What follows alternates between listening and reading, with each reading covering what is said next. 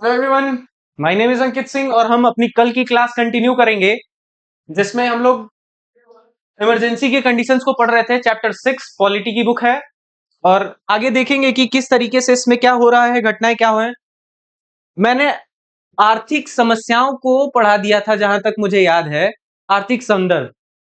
अब अगला जो पेज स्टार्ट करने वाला था इसी चैप्टर में, जो अगली टॉपिक थी वो था गुजरात और बिहार के आंदोलन। देखिए, इमरजेंसी का टाइम फिर से एक बार रिकॉल कर लिया जाए। इमरजेंसी लगने का कारण कैसे था वो हमने लास्ट वीडियोस में देख लिया है। अब देखेंगे कि और भी एक दो जो कारण थे, माहौल जो बना हुआ था, वो माहौल में गुजरात और बिहार किस तरीके से अपनी भूमिका निभा रहे हैं। देखिए, यहां पे बनता है गुजरात और बिहार दोनों ही राज्यों में कांग्रेस की सरकार थी।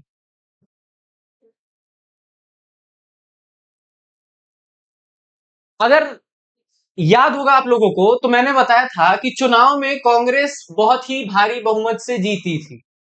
जैसे आज नरेंद्र मोदी हमारे यहाँ के थे, हैं, उसी तरीके से उस समय इंदिरा गांधी थी। तो देखिए, यहाँ के छात्र यहाँ के छात्र आंदोलन ने इन दोनों प्रदेशों की राजनीति पर गहरा असर डाला ही, राष्ट्रीय स्तर की राजनीति पर भी इसके दूरगामी प्रभाव हुए।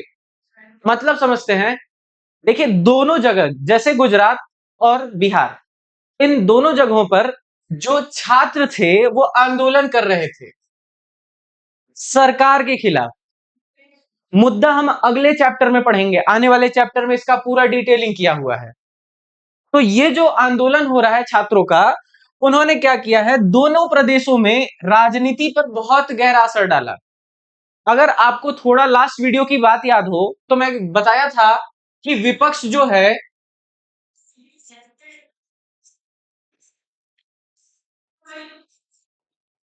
विपक्ष दल इन छात्रों से जुड़ जाती है। जितने लोग सत्ता के विरोधी होते हैं वो सब जाके विपक्ष दल सब उनको समर्थन कर रहे होते हैं। तात्पर्य ये होता है कि किसी तरीके से इंदिरा गांधी को सरकार से हटाओ। जब ये करना होता है तो राजनीति स्तर थोड़ी सी प्रभावित होगी। राष्ट्रीय स्तर पे जो राजनीति है और क्षेत्रीय स्तर पे जो राजनीति है, वो दोनों ही कहीं ना कहीं बहुत ज्यादा डिस्टर्ब होने लगेगी। ये देखिए, प्रदेश प्रदेश का मतलब अगर सेंस लेना हो तो आप बिहार या गुजरात को ले सकते हैं, यानी कि राज्य का स्तर। और राष्ट्रीय स्तर का मतलब होता है जो लोकसभा की चुनाव होती है और जो केंद्र की सरकार होती है उसको राष्ट्रीय स्तर में रखा जाता है। आगे देखते हैं। 1974 1974 के जनवरी माह में गुजरात के छात्रों ने खाद्यान्न, खाद्य तेल तथा अन्य आवश्यक वस्तुओं की बढ़ती हुई कीमतों तथा उच्च पदों पर जारी भ्रष्टाचार के खिलाफ आंदोलन छेड़ दिया था। देखिए, इसमें तीन चार बातों को नोट किया गया है जो छात्रों के आंदोलन का कारण बना है। पहला, खाद्यान्न, खाद्य तेल तथा अन्य आवश्यक वस्तुओं की बढ़ती कीमत। यानी कि इन तीन चीजों की जो महंगाई बढ़ी थी, अगर आपको याद होगा तो महंगाई बढ़ने का तीन चार कारण मैंने बताया था। आर्थिक संदर्भ को जाके वीडियो देखिएगा, आपको मिल जाएगा उसका पॉइंट। अच्छा, इसके बाद होता है उच्च पदों पर जारी भ्रष्टाचार। भ्रष्टाचार आज वर्तमान की भी एक समस्या दिखती है, क्योंकि भ्रष्टाचार कुछ इस तरीके से मान लीजिए कि आप जो काम कराना चाहते हैं दूसरा भी वही काम कराना चाहता है। अब आपको प्रेफरेंस कैसे दिया जाए, तो आप किसी को लालच या लोभ देंगे, आपका ज्यादा हेल्प होगा। जैसे ही हेल्प होगा तो ये बात समझ आ जाती है कि उच्च पदों पर भ्रष्टाचार जारी हो जाएंगे, यानी लगभग हो जाएंगे। उसके खिलाफ भी इनका आंदोलन चल रहा था, क्योंकि सरकार में सारे पदों को नियंत्रण करने की शक्ति होती है। तो ये सारे जो खिलाफ में हो रहे हैं वो किसके खिलाफ होंगे, सरकार के खिलाफ होंगे। अब सरकार के खिलाफ जैसे ही कोई आंदोलन होगा तो याद कीजिए, मैंने कहा विपक्ष दल उनको सपोर्ट कर देगा, क्योंकि वो भी चाहती है कि ये सरकार हार जाए। बात समझ आ रही है? आगे बढ़ते हैं। छात्र आंदोलनों में बड़ी राजनीतिक पार्टियां भी शरीक हो गई। जैसा कि मैंने अभी बताया कि विपक्ष की सारी पार्टी जो कि इनको हराना चाह रही थी, ये गवर्नमेंट को हराना चाह रही थी, वो इसमें शामिल हो जाएगी। अब यहां देखिए, और इस आंदोलन ने विकराल रूप धारण कर लिया। ऐसे में गुजरात में राष्ट्रपति शासन लगा दिया गया। विपक्षी दलों ने राज्यों की विधानसभा के लिए दोबारा चुनाव कराने की मांग की। ध्यान से सुन लीजिए इस बात को। राष्ट्रपति शासन लगाने भी एक इमरजेंसी के रूप में देखा जाता है। जब राज्य की सत्ता अपने काम या अपने कार्य को करने में सफल ना हो, राज्य की सत्ता मतलब जैसे सीएम, उनके मंत्री लोग, ठीक है, अगर ये काम नहीं कर पाते हैं ढंग से, तो राज्यपाल लिख के दे देगा राष्ट्रपति को कि ये लोग जो हैं काम नहीं कर पा रहे हैं, केंद्र सरकार इस पर काम किसी तरीके से करे। तो देखिए होता क्या है कि जो विधानसभा के लिए दोबारा चुनाव की मांग की जाएगी। देखो ध्यान से फिर से याद कर लो, कांग्रेस ही दोनों जगह है, यानी कांग्रेस पार्टी ही जीती थी गुजरात और बिहार में। और अभी बात हो रही है गुजरात की, यानी कि सेंटर पे भी कांग्रेस और स्टेट में भी कांग्रेस, और दोनों जगहों पर जब कांग्रेस है तो भाई जीतेगा कौन, जाएगा कौन, ये पूरा डाउट चल रहा है। बात समझ आई। इन लोगों को देखा गया कि भाई गुजरात में राष्ट्रपति शासन लग गया, यानी कि केंद्र के हाथ में अगर शासन गई भी तो कांग्रेस के हाथ में ही गई। लेकिन मौका बन गया विपक्षी दलों के लिए। विपक्षी दल क्या करने लगे, देखिए ये विपक्षी दल जो हैं, इन्होंने राज्य में विधानसभा के लिए दोबारा चुनाव की मांग कर दी। इस बात को समझ लेते हैं। देखिए केंद्र में जो चुनाव होते हैं, जिसे जनता जिसमें पर्सनली वोट जाके डालती है, वो होता है लोकसभा का चुनाव।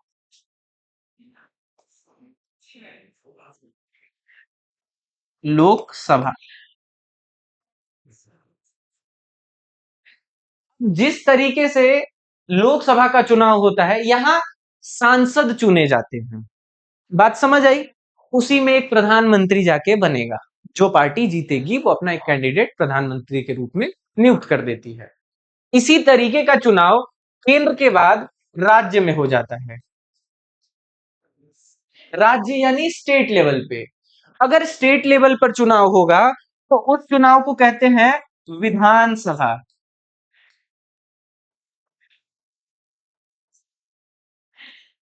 बात समझ आ रही है।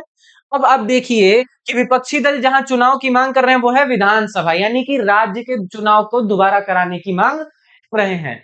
दोबारा जब चुनाव करवाएंगे तो गुजरात के जो राष्ट्रपति, गुजरात में शासन लागू हुआ है, ये इस बात का डर है ना कि ये सरकार चला नहीं पा रही थी, ऐसा क्लेम होके खुद ही राष्ट्रपति शासन लागू हुआ। विपक्षी दल कह रहे हैं तब फिर से चुनाव करा लो। तो जब अगर फिर से चुनाव हुआ तो जनता देख रही है कि ये लोग चला नहीं पाए तो दूसरे को जिता देगी, यानी विपक्षी दल सोच रहे हैं हमारे जीतने का पूरा पूरा चांस बना हुआ है। अब देखो होता क्या है, जैसे ही दोबारा चुनाव की मांग उठेगी, कांग्रेस ओ, अब समझते हैं ये क्या है। ये जो कांग्रेस ओ है ना, ये वो पार्टी है जो पुरानी कांग्रेस हुआ करती थी। इसी पार्टी से कुछ लोगों को निकाल के इंदिरा गांधी ने एक ऐसा सरकार बनाया और ऐसी पार्टी बनाई जिसको कांग्रेस आर कहा जाता था।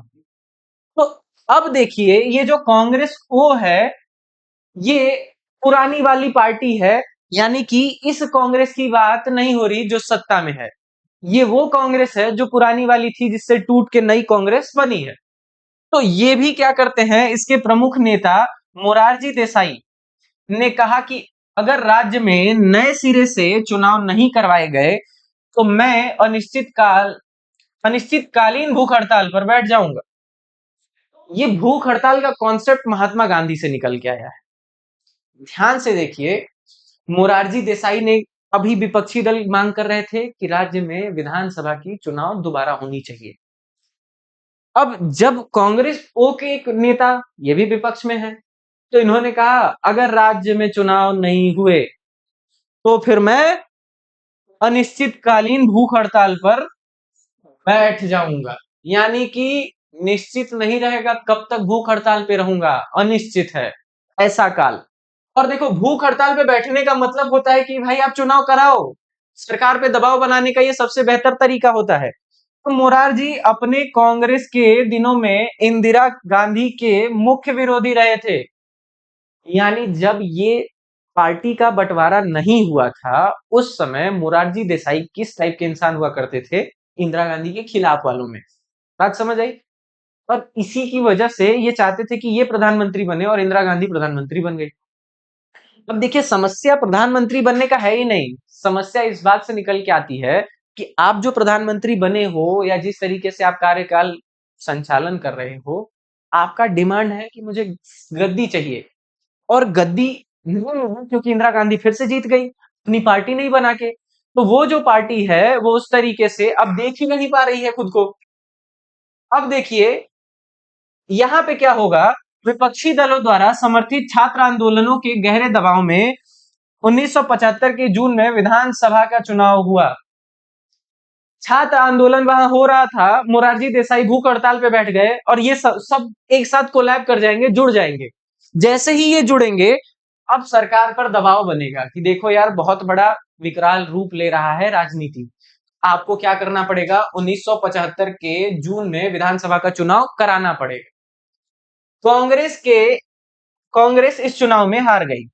इसको हटा देते हैं। देखिए, कांग्रेस इस चुनाव में हार गई। अब क्या होगा, 1974 के माह में बढ़ती हुई कीमतों, खाद्यान्न के अभाव, बेरोजगारी और भ्रष्टाचार के खिलाफ बिहार में छात्रों ने आंदोलन छेड़ा। देखिए, अभी तक गुजरात का कहानी समझ चुके हैं। गुजरात में हुआ क्या, एक बार फिर से ध्यान दे लेते हैं। गुजरात में खाद्यान्न, तेल संकट, ये सारी चीजें हो रही थी, जो आर्थिक महंगाई बढ़ गई थी, उसके कारण छात्र आंदोलन पे थे। भ्रष्टाचार की वजह से छात्र आंदोलन पे थे। तो जो विपक्षी दल उनको सपोर्ट कर दिए। विपक्षी दल जब सपोर्ट करते हैं तो होता क्या है कि राज्य की जो सत्ता होती है वो केंद्र को कह देती है कि यार हम नहीं चला पा रहे हैं, आप लोग चलाइए। तो वहां राष्ट्रपति शासन लागू हो जाता है। राष्ट्रपति शासन लागू होता है तो विपक्ष कहती है तब फिर से चुनाव कराओ। फिर से चुनाव नहीं कराओगे तो एक कांग्रेस, जो पुराना वाला कांग्रेस रहता है, उसके प्रमुख नेता रहते हैं मोरारजी देसाई। वो क्या कहते हैं, ऐसा है कि मैं तो जा रहा हूं भूख हड़ताल पे, वो भी अनिश्चितकालीन वाला। तो देखो, हम भूख हड़ताल पे बैठ जाएंगे अगर चुनाव नहीं कराओगे तो उन पे दबाव बना और 1975 में उन्होंने क्या किया, आंदोलन जो है खत्म करने के लिए चुनाव करा लिया गुजरात में। वहां कांग्रेस हार जाएगी, यानी एक स्टेट में कांग्रेस हार गई। आगे देखिए अब फिर क्या होता है, बिहार की बात शुरू हो रही है। अब यहां से देखिए, बिहार वाले भी सेम हवा लेंगे। 1974 के मार्च माह में, यानी 75 में यहाँ चुनाव हो रहा है और 74 यानी एक साल फिर पीछे चलिए बिहार के केस में। और देखिए, जब चुनाव, बढ़ती हुई कीमतें, खाद्यान्न के अभाव, बेरोजगारी और भ्रष्टाचार के खिलाफ बिहार में छात्रों ने आंदोलन छेड़ दिया। यानी जो आंदोलन पहले हो रहा था, सेम वही आंदोलन बिहार में अब शुरू होगा। कारण फिर से देखते हैं, बढ़ती हुई कीमत, महंगाई ही तो वहां दिक्कत का काम थी। फिर देखो, खाद्यान्न का अभाव, यानी खाने पीने का जो सामान, मानसून आया नहीं है, ध्यान से देखो, प्रोडक्शन उस लेवल पे नहीं हो रहा है, तो जो ये अभाव हो रहा है। उसके साथ साथ बेरोजगारी, मैंने कहा था इंडस्ट्री उस तरीके से विकास नहीं कर रही थी। जब इंडस्ट्री विकास नहीं करेगी तो इसका मतलब है कि बेरोजगारी ऑटोमेटिकली बढ़ेगा। और भ्रष्टाचार के खिलाफ बिहार में छात्रों ने आंदोलन छेड़ दिया। मतलब लगभग लगभग दोनों ही सेम मुद्दे, जो गुजरात में मुद्दा चल रहा था वही मुद्दा बिहार में भी शुरू हो जाएगा और छात्र यहाँ के लीडर बन के निकलेंगे। अब देखो क्या होगा, आंदोलन के क्रम में उन्होंने जयप्रकाश नारायण जेपी को बुलावा भेजा। समझते हैं, जेपी जयप्रकाश नारायण जी बहुत ही अच्छे नेताओं में से एक थे।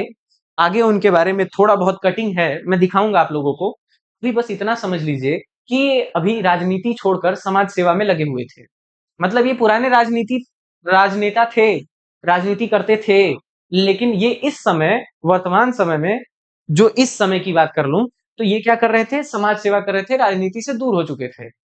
तो नेता जब अच्छा हो, समाज सेवा करता हो, तो छात्रों को लगा कि हमें एक नेता की जरूरत है जो बातों को उस लेवल पे समझे और हमारे आंदोलन को उस तरीके से बढ़ाए। तो देखिए होता क्या है कि जयप्रकाश नारायण को बुलावा भेज दिया जाता है।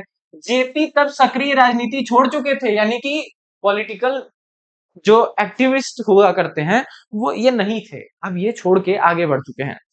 अब देखिए, सामाजिक कार्यों में लगे हुए थे, यानी कि समाज की भलाई करने का काम कर रहे थे, समाज का उत्थान का काम कर रहे थे, लेकिन राजनेता नहीं थे, मतलब चुनाव उनाव नहीं लड़ रहे थे, सीधी बात कहें तो। छात्रों ने अपने आंदोलन की अगुवाई के लिए जयप्रकाश नारायण को बुलावा भेजा था। जेपी ने छात्रों के निमंत्रण शर्त पर स्वीकार किया कि आंदोलन अहिंसक रहेगा और अपने को सिर्फ बिहार तक सीमित नहीं रखेगा। जेपी सर ने या नेता ने, जो जयप्रकाश नारायण जी हैं, उन्होंने छात्रों के सामने दो मांग रखी। पहला, जो प्रमुख है, कि भाई ये जो आंदोलन होगा ये अहिंसक होना चाहिए। अहिंसक मतलब हिंसा नहीं करनी। दूसरा, केवल ये आंदोलन बिहार के लेवल पे मत करो, समस्या पूरे देश की है, खाने का संकट पूरे देश का है, तो पूरे देश के लेवल पे तुम आंदोलन करो। बात समझ आ रही है? अब देखिए क्या होता है। इस प्रकार छात्र आंदोलनों ने एक राजनीतिक चरित्र ग्रहण किया और उसके भीतर राष्ट्रव्यापी अपील आई। छात्र उनका स्वीकार कर लेते हैं, जो शर्त रखते हैं वो। तो जब शर्त रख लेंगे और स्वीकार हो जाएगा, तो अब ये जो आंदोलन केवल छात्र आंदोलन हुआ करता था, अब वो राजनीतिक चरित्र ले लेता है, यानी कि राजनेता के जुड़ने से राजनीति वाली आंदोलन हो गई। और जैसे ही ये राजनीतिक चरित्र होता है, उसके भीतर राष्ट्रव्यापी अपील आई, यानी कि उन्होंने बोला था कि पूरे देश के लेवल पे ये हम आंदोलन करेंगे, न कि केवल बिहार की समस्या को लेंगे। राष्ट्रव्यापी हो गई, पूरे भारत के लिए जो समस्या है उन सभी को समाहित किया जाएगा इस आंदोलन में भी। अब देखो होता क्या है, जीवन के हर क्षेत्र के लोग अब आंदोलन में आ जुड़े। देश के दो बड़े राज्य जिसमें बहुत प्रमुख रूप से आंदोलन चल रहा हो और देश में संकट समस्या दिख ही रही हो, तो उसमें क्या होगा, देश के हर क्षेत्र से लोग अब कनेक्ट होने लगेंगे, जुड़ जाएंगे यहाँ पे। जयप्रकाश नारायण ने बिहार की कांग्रेस सरकार को बर्खास्त करने की मांग की। देखिए अभी कुछ दिन पहले सरकार की बर्खास्तगी हुई है गुजरात में और दोबारा चुनाव कराया गया है। जयप्रकाश नारायण भी सेम चीजों की डिमांड कर देंगे, कहेंगे कि कांग्रेस की जो सरकार है, जो राज्य में है, उसको बर्खास्त किया जाए। देखिए बिहार की कांग्रेस सरकार, न कि केंद्र की कांग्रेस सरकार, यानी अभी सेंटर की सोच नहीं बन रही है, अभी केवल केवल स्टेट पे बात हो रही है। कहा कि बिहार की जो कांग्रेस सरकार है उसको हटाइए, ये ठीक काम नहीं कर रही है। उन्होंने सामाजिक, आर्थिक और राजनीतिक दायरे में संपूर्ण क्रांति का आह्वान किया ताकि उन्हीं के शब्दों में सच्चे लोकतंत्र की स्थापना की जा सके। देखो बहुत तीन वर्ड्स बहुत क्रिटिकल होते हैं। क्रिटिकल का मतलब है अगर इनका गलत इस्तेमाल कर दिए तो पूरा का पूरा भाव बदल जाता है। तो भाव ना बदले इसलिए ध्यान देना, सामाजिक, आर्थिक और राजनीतिक, अगर ये दायरे बता रहे हैं, इसका मतलब है पूरा का पूरा क्षेत्र ही बांट दिया इन्होंने। आर्थिक पैसों से संबंधित है, जीविका से, संचालन से संबंधित है। सामाजिक आपकी संस्कृति को भी जोड़ती है, समाज किस तरीके से चल रहा है, उसके नियम कानून क्या है, उसको जोड़ती है। और राजनीतिक का मतलब होता है जो भी चीज कानून बनाने से संबंधित हो, कानून संचालन करने से संबंधित हो, यानी कि किसी प्रकार की लॉ की बात करता हो। तो ये कहा कि अगर हमें बिहार में, इन्होंने जो डिमांड रखा उसमें कहा कि बिहार में सामाजिक, आर्थिक और राजनीतिक दायरे संपूर्ण क्रांति का आह्वान, यानी हर तरीके से परिवर्तन होना चाहिए, ठीक है, कि और सच्चे लोकतंत्र की स्थापना हो सके, ये बात वो बताना चाह रहे थे। बिहार की सरकार के खिलाफ लगातार घेराव बंद और हड़ताल का एक सिलसिला चल पड़ा। बहरहाल सरकार ने इस्तीफा देने से इनकार कर दिया। इनकी जो मांग थी उससे सरकार काट देती, कहती हम इस्तीफा नहीं देंगे। बहुत घेराबंदी की जा रही थी, हड़ताल वड़ताल सब कर रहे हैं, जैसे आज भी हो जाते हैं, बहुत सारे आंदोलन आपको देखने को मिलता है, भारत बंद तक बुला लिया जाता है। तो ये सारे आंदोलन सरकार के खिलाफ किए जा सकते हैं और ये लोग भी करने लगे थे। ये चाह रहे थे कि वो सरकार हटे, फिर से चुनाव हो, इस सरकार को बर्खास्त किया जाए, नया चुनाव होगा तो हम जीत जाएंगे, ऐसा उनका मानना था। क्योंकि ये सच्चा लोकतंत्र नहीं चला रहे हैं, कांग्रेस सच्ची लोकतंत्र नहीं चला रही थी, ऐसा इनका मानना था। अब देखो होता क्या है, कांग्रेस का प्रभाव कांग्रेस का प्रभाव राष्ट्रीय राजनीति पर पड़ना शुरू हुआ। देखो केंद्र से डिमांड होती है, राज्य के लिए डिमांड होती है, लेकिन अब प्रभाव जो है ना पूरे देश के लेवल पे हो रहा है। यानी राष्ट्र की जो राजनीति थी, जैसे कि मैंने बताया केंद्र पर लोकसभा चुन के जाती है, जहां पीएम बनते हैं, मंत्रिमंडल होता है, और राज्य पे सीएम चुने जाते हैं और वहां मंत्रिमंडल भी बनता है। तो ये लोग अब क्या करने लगे, राष्ट्रीय राजनीति में कहीं ना कहीं प्रभाव डालना शुरू कर दिए, यानी कि केंद्र लेवल पे जो राजनीति थी उस पर प्रभाव डालना शुरू कर दिए। जयप्रकाश नारायण चाहते थे कि यह आंदोलन देश के दूसरे हिस्से में भी फैले। जेपी जी चाहते हैं कि देश के अन्य हिस्से भी इस आंदोलन में जुड़े और उसमें अपना भागीदारी सुनिश्चित करें। जयप्रकाश नारायण के नेतृत्व में चल रहे आंदोलन के साथ ही रेलवे के कर्मचारियों ने भी एक राष्ट्रव्यापी हड़ताल का आह्वान किया। इससे देश में रोजमर्रा के कामकाज भी ठप हो गए। ध्यान से सुनो, लास्ट में बताया था कि सरकार खर्च को कम करने के लिए अपने कर्मचारियों के वेतन को रोक रही थी, नहीं दे रही थी। जेपी जी छात्रों को लेके चल ही रहे थे, विपक्ष दल जुड़ ही गए थे। अब कर्मचारी भी आ गए राष्ट्रव्यापी हड़ताल, क्योंकि जो रेलवे के कर्मचारी होते हैं ना, वो पूरे देश के कर्मचारी होते हैं, ना कि किसी एक राज्य या किसी एक क्षेत्र के। तो जब ये जो कर्मचारी इस आंदोलन से जुड़ेंगे तो हड़ताल बहुत बड़े लेवल पे हो गया। और देखो, रेलवे अगर बंद हो जाए ना, तो तुम आज जाके देखना, रेलवे से बहुत बड़ा माल सप्लाई होता है। फॉर एग्जाम्पल कोयला, अगर किसी जगह पे कोयला नहीं पहुंचेगा तो बिजली नहीं बनेगी। सबसे पहली चीज तो ध्यान से सुन लो। दूसरा चीज, अगर इंडस्ट्री में कोयला नहीं गया तो वहां पे काम नहीं हो पाएगा। ठीक है, आगे देखो, रेलवे से केवल बिजली और कोयले को तो छोड़ ही दो, रेलवे ट्रांसपोर्ट सिस्टम का बहुत बड़ा साधन होता है, इनकम का भी साधन होता है सरकार के। एक तरफ खर्च भी, मतलब कमाई भी रुक जाए, ऊपर से खर्च बढ़ जाए, वो वाली सिचुएशन बन जाएगी। ठीक है, क्योंकि कर्मचारी काम नहीं करेंगे तो काम कौन करे, बात वही हो जा रही है। अब देखो क्या होता है, इसको, इस पेज को अभी थोड़ा हम इग्नोर करेंगे। ये एक कटिंग है जो कि समझाएगा कि किस तरीके से क्या चीजें हो रही थी। अब देखो, देखो वो आंदोलन के बाद की बात है, उस वर्ड से जोड़ेंगे जो लास्ट लाइन थी वहां से, कि इससे देश में रोजमर्रा के कामकाज के ठप हो जाने का खतरा पैदा हो गया। यानी रेलवे के जो कर्मचारी थे उन्होंने जो कामकाज रोक दिया था, उसकी वजह से लग रहा था कि कामकाज अब बंद हो जाएगा। ठीक है, और देश की बहुत बड़ी अर्थव्यवस्था गड़बड़ हो जाएगी, बेकार हो जाएगी, कैसे संचालन होगा कुछ समझ नहीं आ रहा था। अब देखिए क्या होता है, 1975 में जेपी ने जनता के,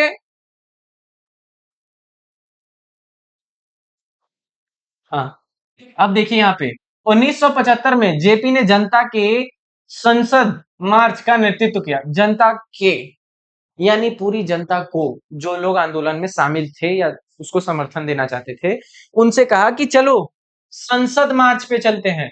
मार्च का मतलब होता है वहां तक की यात्रा, ठीक है ना, जहां जानी है। और देखो जा कहां रहे हैं, संसद पे। तो संसद पे मार्च करने का नेतृत्व किया, यानी कि सबको लेके संसद की तरफ चल दिए। देश की राजधानी में अब तक इतनी बड़ी रैली नहीं हुई थी, दिल्ली, इतनी बड़ी रैली अभी तक नहीं हुई, ये करवाएंगे। अब देखो क्या होता है, जयप्रकाश नारायण को अब भारतीय जनसंघ कांग्रेस, यानी कि जो पुरानी वाली कांग्रेस है, और भारतीय जनसंघ है वो, और भारतीय लोक दल और सोशलिस्ट पार्टी जैसे गैर कांग्रेसी दलों का समर्थन मिला। मैंने कहा था सारे विपक्षी दल एक साथ जुड़ जाते हैं, पिछले चैप्टर में भी पढ़ाया था। ये वही हो रहा है कि जैसे ही जेपी जी आगे निकल के आते हैं और ऐसे मार्च करते हैं, सारे विपक्षी दल लगभग समर्थन कर देते हैं। समर्थन करने का मतलब हो सकता है शामिल कर लें, शामिल हो जाएं, या फिर खुद वहां से उनको लीडर के तौर पे मान के कहें कि नहीं नहीं आप लेके चलो, सही जा रहे हो आप। ठीक है, मतलब मुंह से समर्थन दे दो या तो खुद पहुंच के प्रेजेंस से। इन दलों ने जेपी को इंदिरा गांधी के विकल्प के रूप में पेश किया, यानी कि ये अब जान गए कि जेपी बहुत लोकप्रिय नेता हो गए हैं, तो इंदिरा गांधी को हराने के लिए अगर कोई लीडर आ सकता है तो यही है। जैसे आज कहीं ना कहीं कांग्रेस राहुल गांधी को ही मोदी जी का रिप्लेसमेंट मानती है, यानी कि मोदी को हटा के यही एक आ सकते हैं तो आ सकते हैं, नहीं तो कोई लीडर नहीं आ सकता। यही मानना जा रहा है कि जेपी ही है जो इंदिरा गांधी को हटा सकते हैं। बहरहाल जेपी के विचारों और उनके द्वारा अपनाई गई जन प्रतिरोध की रणनीति की आलोचनाएं भी मुखर हुई। तो देखो होता क्या है, जेपी के विचारों और उनके द्वारा अपनाई गई जन प्रतिरोध की रणनीति की आलोचना भी मुखर हुई। आलोचना कौन करेगा, कांग्रेस। कांग्रेस के अलावा जो कांग्रेस के समर्थक होंगे वो, जेपी और उनके कामों, उनके विचारों की आलोचना शुरू कर देंगे। गुजरात और बिहार दोनों राज्यों के आंदोलन को कांग्रेस विरोधी आंदोलन माना गया। कहा गया कि ये आंदोलन राज्य सरकार के खिलाफ नहीं, बल्कि इंदिरा गांधी के नेतृत्व के खिलाफ चलाए गए हैं। इंदिरा गांधी का मानना था कि ये आंदोलन उनके प्रति व्यक्तिगत विरोध से प्रेरित है। देखिए, एक तरफ मोरारजी देसाई, दूसरी तरफ जेपी। अब इन दोनों लोगों को इंदिरा गांधी और उनके समर्थक या कांग्रेस ने माना कि भाई, ये जो लोग हैं, इनको राज्य की सरकारों से कोई दिक्कत नहीं है, इनकी समस्या केवल और केवल इंदिरा गांधी है। जैसे आज बीजेपी को हराने के लिए कांग्रेस नहीं खड़ी हो रही, ऐसा बीजेपी वाले कहते हैं। बीजेपी वाले कहते हैं आज मोदी को हराने के लिए पूरी कांग्रेस खड़ी होती है। पूरी जितनी भी, जैसे आज देखिएगा, जैसे इन लोगों की भी पार्टी देखो, भारतीय जनसंघ, कांग्रेस पुरानी वाली, भारतीय लोक दल, उसके साथ सोशलिस्ट पार्टी और गैर कांग्रेसी दल, समर्थन मिला, यहाँ पे लिखा था ना। उसी तरीके से आज देखो, समाजवादी, ठीक है ना, और दूसरे पार्टी जो हैं, आम आदमी पार्टी भी जुड़ जाती है, उधर से तृणमूल कांग्रेस जुड़ जाती है, सपा जुड़ जाती है, बसपा जुड़ जाती है। आप देख पा रहे हो कितनी पार्टियां, कांग्रेस जुड़ती है।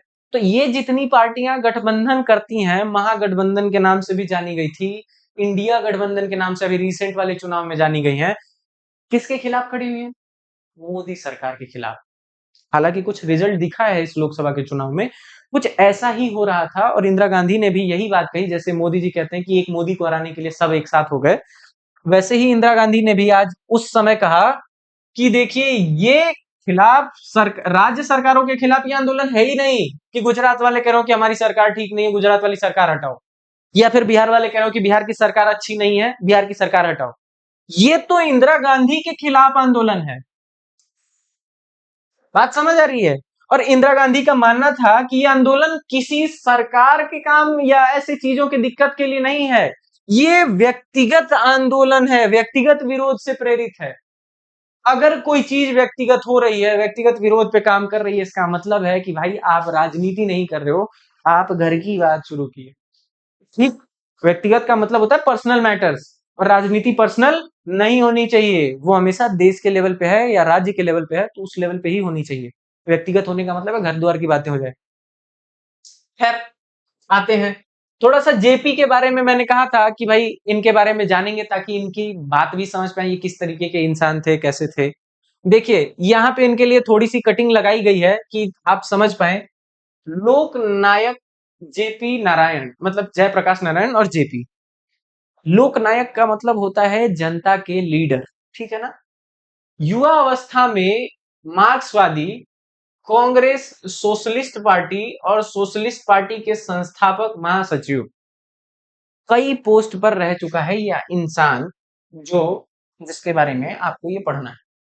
पहला, युवा अवस्था में थे तब ये मार्क्सवादी थे। मार्क्स एक विचारधारा है, मार्क्स एक इंसान है, मार्क्सवादी एक विचारधारा है। और कांग्रेस सोशलिस्ट पार्टी, ये जो पार्टी है, और सोशलिस्ट पार्टी, देखिए ये सब जो दल बनते थे, राजनीति के लिए बनते थे, समाज के उत्थान के लिए बनते थे, इन सब का अपना एक विचारधारा हुआ करता था। जैसे मान लीजिए मोदी जी की विचारधारा कांग्रेस की विचारधारा से पूरी तरह से अलग होगा, आरएसएस की विचारधारा अन्य की विचारधाराओं से एकदम अलग होगी। तो हर पार्टी अपनी एक थॉट लेके चलती है, तो ये कई जगहों पर रहे हैं ऐसा बताया जा रहा है। देखिए, सोशलिस्ट पार्टी के संस्थापक और महासचिव दोनों रहे। महासचिव का मतलब होता है जनरल सेक्रेटरी। जनरल सेक्रेटरी की पोस्ट होती है सबसे बेहतर, ठीक है। अगर आप किसी एडमिनिस्ट्रेशन में हैं तो वो पोस्ट सबसे हाईलाइटेड पोस्ट होती है।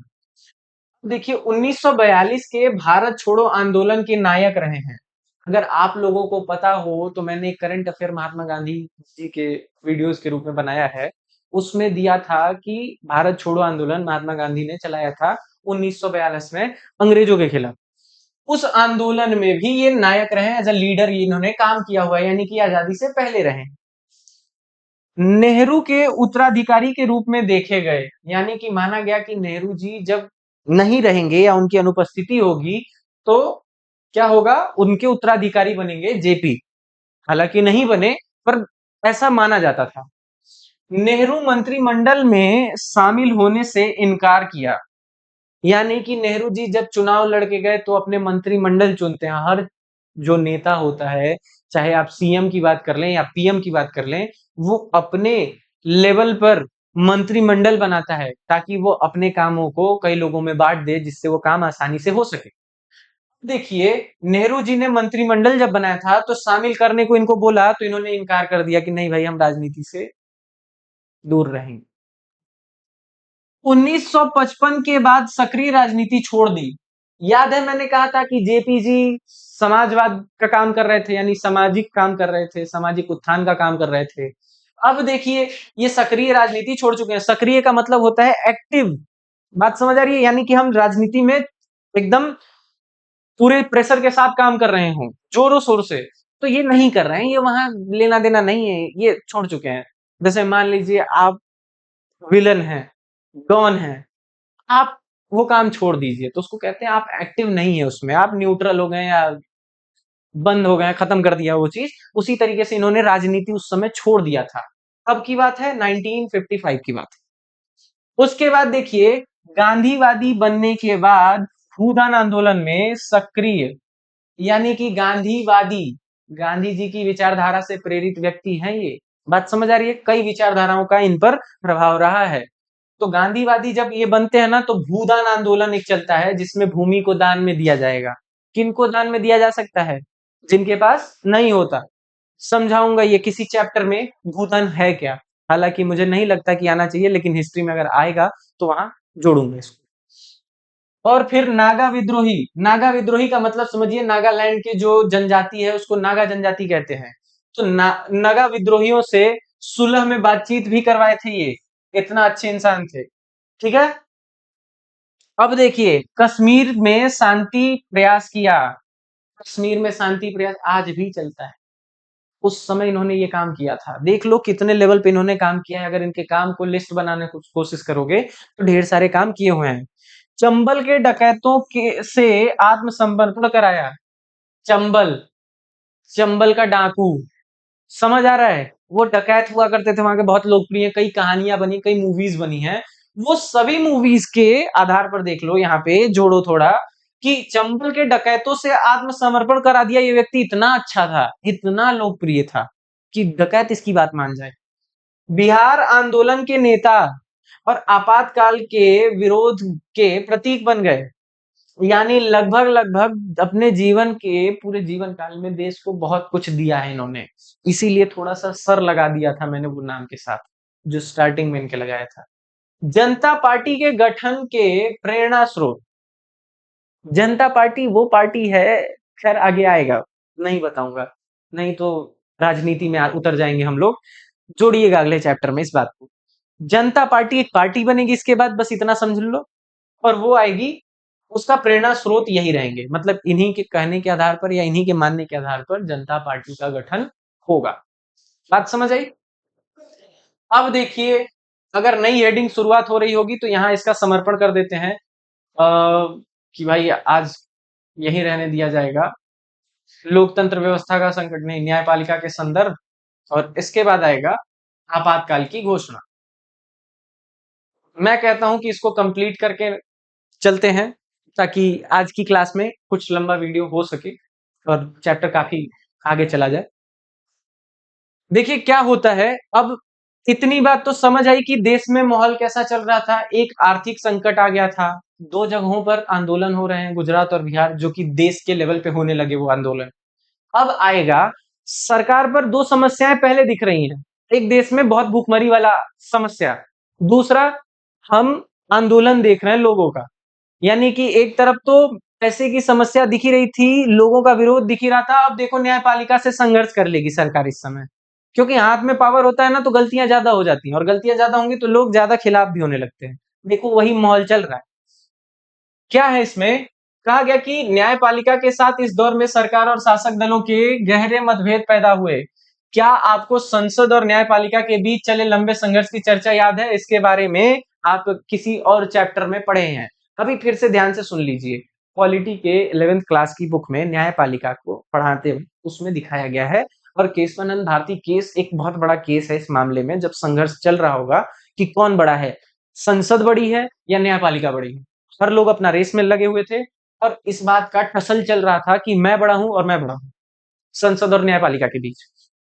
संसद को रेगुलेट कौन करेगा? जो पार्टी जीतेगी केंद्र पर, और जीती हुई पार्टी थी कांग्रेस की, और कांग्रेस को पूरा ही कौन कंट्रोल कर रहा था? इंदिरा गांधी। यानी कि इंदिरा गांधी और न्यायपालिका के बीच ये युद्ध चल रहा। ठीक है, अब इसको देखते हुए आगे बढ़ेंगे और समझेंगे। देखिए ये वाली चीज रेल हड़ताल पे है, इसको इग्नोर कीजिएगा अभी। यहां पे आइए, आपने पिछले साल पढ़ा था 11th क्लास में, पॉलिटी की बुक में है, ठीक है। इस क्रम में 3 संवैधानिक मसले उठे, क्या संसद मौलिक अधिकारों में कटौती कर सकती है? ध्यान से देखिएगा, मैंने आपसे एक बात कही थी कि इंदिरा गांधी ने संविधान, अगर इस वीडियो के पिछले पार्ट की बात कर रहा हूं, उसमें देखिएगा कहा था कि सरकार ने जब कंट्रोल करना चालू किया तो संविधान के द्वारा कंट्रोल करना चालू किया। अब अगर संविधान बाधा उत्पन्न करेगी तो उसी में संशोधन करेंगे या एडिट करेंगे। तो जब संविधान में संशोधन किया तो इन्होंने मौलिक अधिकारों में भी कुछ संशोधन कर दिया काम करने के लिए।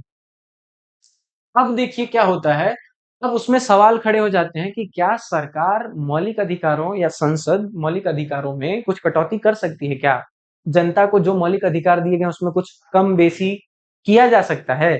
कम मूलतः, बेसी तो कर दो यार, जितना करना है करो, कोई दिक्कत नहीं है। ज्यादा करो तो जितना करो, लेकिन कम मत करो, जनता जिएगी कैसे? तो यहाँ ये सवाल उठ जाता है। सर्वोच्च न्यायालय का जवाब था कि संसद ऐसा नहीं कर सकती है। हमारे कॉन्स्टिट्यूशन का गार्जियन है सर्वोच्च न्यायालय, सर्वोच्च न्यायालय यानी सुप्रीम कोर्ट। तो उसका जब गार्जियन है तो गार्जियन सबसे पहले, अगर बच्चे पे दिक्कत आती है तो गार्जियन खड़ा हो जाता है ना। संविधान में दिक्कत आएगी तो कौन खड़ा होगा? सर्वोच्च न्यायालय।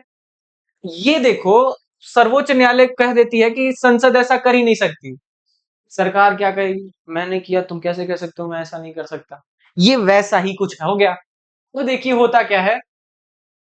दूसरा यह कि क्या संसद संविधान में संशोधन करके संपत्ति के अधिकार में काट छांट कर सकती है? एक और सवाल उठा। देखिए पहले जब हम संविधान को लागू करवाए थे, जब अपने देश में यह संविधान लागू हुआ था, तो हम देखेंगे कि उस समय 7 मौलिक अधिकार थे। एक मौलिक अधिकार अब हटा दिया गया है, वो आपको क्लास 11 की पॉलिटी में समझना है कैसे हटा, क्या हुआ क्या नहीं हुआ। यहां पे बस इतना समझेंगे कि अब हमारे पास वर्तमान में 6 मौलिक अधिकार है। हटने वाला जो मौलिक अधिकार है वो है संपत्ति का अधिकार। ये हमारा 7वां मौलिक अधिकार है जो कि हटा दिया गया है। तो जब संपत्ति का अधिकार काट छाट कर सकती है सरकार, ये बात का दिमाग में चल रहा है टसल, तो इस मसले पर सर्वोच्च न्यायालय ने यही कहना था कि सरकार संविधान में इस तरह के संशोधन नहीं कर सकती है कि अधिकारों में कटौती हो जाए। मूल अधिकार दिया गया है संविधान सभा के द्वारा, सरकार उसमें कमी नहीं ला सकती है, ऐसा कौन कह रहा है? सर्वोच्च न्यायालय। और सर्वोच्च न्यायालय की बात काटेगा कौन? कोई नहीं। वही हो रहा है। अब सरकार कह रही है नहीं हम कर सकते हैं, तो चलेगा ना झगड़ा? इनके साथ भी ऐसे ही होता है। और तीसरा, संसद ने यह कहते हुए संविधान में संशोधन किया कि यह नीति निर्देशक सिद्धांतों के प्रभावकारी बनाने के लिए मौलिक अधिकारों में कमी कर सकती है, लेकिन सर्वोच्च न्यायालय ने इस प्रावधान को भी निरस्त कर दिया। संसद ने कहा देखो भाई, राज्य के नीति निर्देशक तत्व, संविधान का भाग चौथा डीपीएसपी, उसमें जो बातें लिखी गई हैं वो इंडिकेट करती हैं कि सरकार को कौन से काम करने चाहिए अपने राज्य को लोकतंत्र बनाए रखने, देश का विकास करने और सरकार की दायित्वों को पूरा करने के लिए। अब सरकार कह रही है कि डीपीएसपी का काम जो कहा गया है ना, अगर उसको पूरा करते हैं तो हमको मौलिक अधिकार को कटौती करनी पड़ेगी। और कौन सी कर रहे हैं? संपत्ति के अधिकार को काटना पड़ेगा। और सर्वोच्च न्यायालय ने क्या कहा? किसी भी मौलिक अधिकारों की कटौती संसद नहीं कर सकती। बढ़ा दो चलेगा, कटौती नहीं कर सकते। तो देखो होता क्या है, इससे सरकार और न्यायपालिका के बीच संबंधों में तनाव आया। आपको याद होगा कि इस संकट की परिणति केशवानंद भारती केस के मशहूर मुकदमे के सामने आई। इस मामले में सर्वोच्च न्यायालय ने फैसला सुनाया कि संविधान की एक बुनियादी ढांचा है और संसद ने इन ढांचागत विशेषताओं में संशोधन नहीं कर सकती। कौन नहीं कर सकता? संसद नहीं कर सकती। समझते हैं पूरी बात को। देखो, बहुत अच्छी बात कहा संसद भी, कहा कि ठीक है संशोधन करो, संविधान में ही लिखा है कि संविधान समय के साथ बदलना चाहिए, परिवर्तन होना चाहिए। कितना? क्या तुम पूरा संविधान बदल दोगे? समय के साथ तो पूरा नेचर ही बदल सकता है। तो सर्वोच्च न्यायालय ने कहा कि संसद के पास संविधान संशोधन करने की शक्ति है, लेकिन इतनी संविधान संशोधन करने की शक्ति नहीं है कि पूरा का पूरा संविधान की प्रकृति बदल दो, यानी बेसिक स्ट्रक्चर ही बदल दो। उदाहरण के रूप में समझते हैं, अगर आपका ये मकान है तो मकान के ईंट बदल दो, मकान की पुट्टी बदल दो, पेंट बदल दो, चलो ठीक है तुम फ्लोर बदल दो, जो बेसमेंट के पिलर्स हैं उनको मत बदलो। पिलर बदलोगे तो पूरा का पूरा मकान गिर सकता है। तो उनका कहना है कि देखो भाई परिवर्तन करो, लेकिन परिवर्तन ऐसा नहीं होना चाहिए कि संविधान के कुछ बेसिक स्ट्रक्चर को ही पलट दो। अब देखो होता क्या है, अभी फिर कांड होगा। केशवानंद भारती केस में यह बात कही गई है, तो आप याद कर लीजिएगा, हो सकता है कि पूछ दे एग्जाम में कि किस केस में संविधान के मूल ढांचे का संबंध बताया गया है, संविधान में मूल ढांचे का जिक्र किया गया है, तो वह केशवानंद भारती का केस। अब देखिए आगे बात क्या निकल के आएगी कि दो और बातों ने न्यायपालिका और कार्यपालिका के संबंधों में तनाव बढ़ाया। अब देखिए इतनी बात से तो झगड़ा चल ही रहा था कि संविधान में संशोधन कर सकते हैं या नहीं संसद, तो संसद कह रही थी हम कर सकते हैं और न्यायपालिका कह रही थी इतना नहीं कर सकते कि जो मन वो कर दो।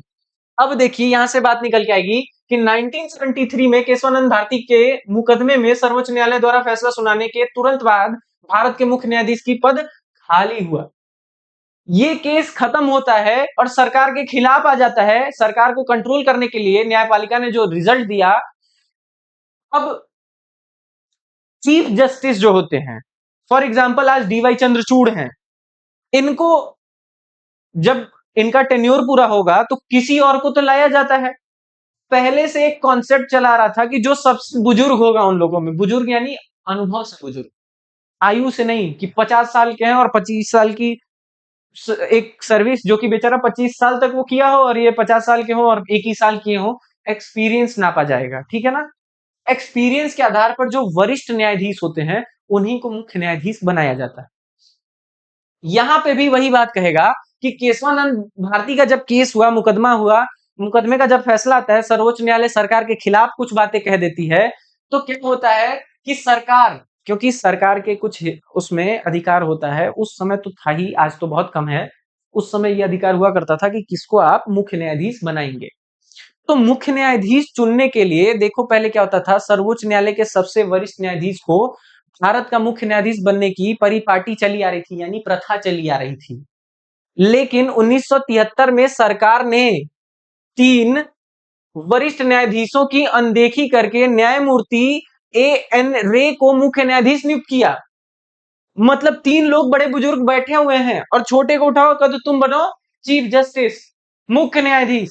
अब ये तो हो गया कि भाई सुप्रीम कोर्ट पर भी कंट्रोल सरकार बनाना चाह रही है। अब किस तरीके से चलेगा माहौल, देश देखो क्या हो रहा है, नेक्स्ट लेवल पे चली हुई है। एक तरफ सर्वोच्च न्यायालय कोई डिसीजन देके सरकार को कंट्रोल करना चाहती है, इधर सरकार सर्वोच्च न्यायालय का हेड को ही चुन देती है और कई लोगों को इग्नोर करके चुनती है। तो जो जिसको जिसको नहीं मिलना था, सपोज कीजिए आपका पोस्ट ही ना हो, वो पावरफुल पोस्ट जो आपका ना हो उसको दे दिया जाए, तो आप मेरे रेडी हो जाएंगे कि नहीं? कर्जदार तो हो जाएंगे भाई। सरकार ने ऐसा कर दिया।